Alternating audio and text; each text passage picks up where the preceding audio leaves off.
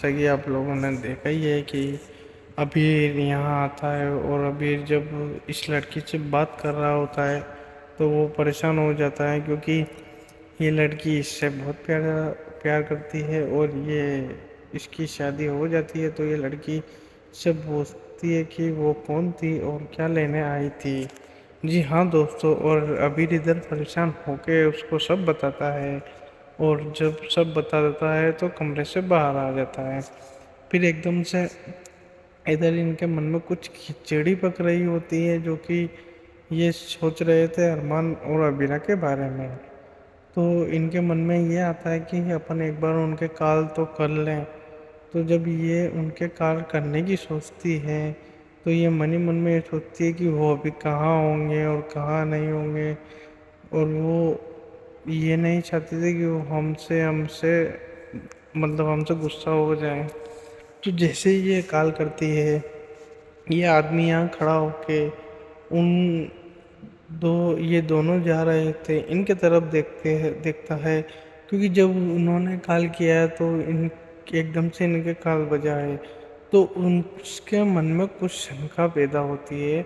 जब ये कॉल लगाती है तो यहाँ कॉल आता है और फिर जब वो काटती है तो इधर कट जाता है। तो ये मन ही मन में सोचने लगता है कि ये अरमान और अबीरा तो नहीं है। फिर जब इधर अबीरा ने फ़ोन नहीं उठाया तो इधर अभी अरमान के लगाने लग जाती है, और फिर उधर एक फिर वो इधर देखता है फिर इधर देखता है तो इधर एक कॉल फिर आता है।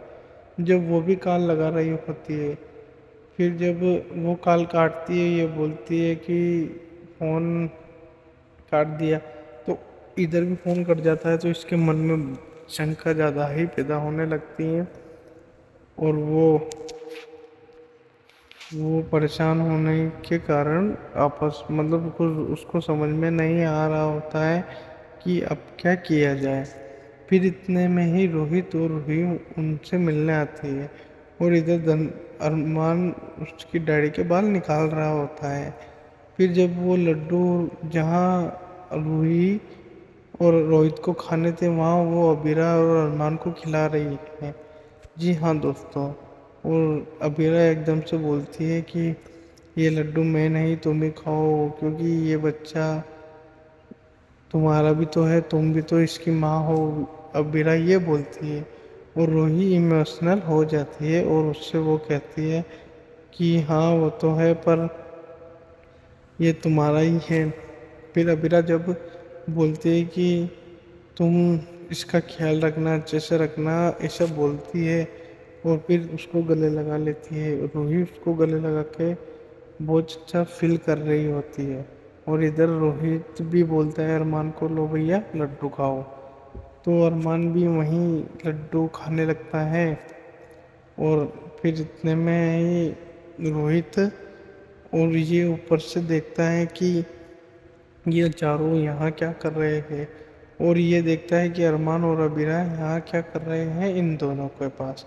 तो ये देखता है तो शौक हो जाता है, और जब इसको कम समझ में आ रहा होता है, क्योंकि ये दोनों इनके पास क्या कर रहे हैं ये इसको समझ में नहीं आ रहा था।